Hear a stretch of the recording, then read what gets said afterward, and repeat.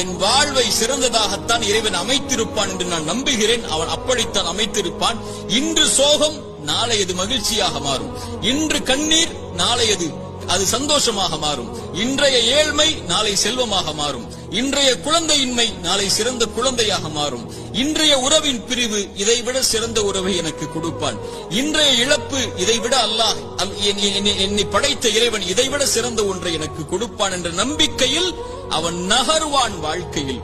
இறைத்தூதர் ஸல்லல்லாஹு அலைஹி வஸல்லம் சொன்னார்கள், இறைவன் மீது வைக்க வேண்டிய நம்பிக்கையை நீங்கள் உறுதியாக வைத்தால் எல்லா நேரங்களிலும் என் இறைவன் மீது நம்பிக்கை வைக்கிறேன், அவன் எனக்கு போதுமானவன். இன்றைய கஷ்டத்தை நீக்குவதற்கு அவன் எனக்கு வாக்கு கொடுத்திருக்கிறான்.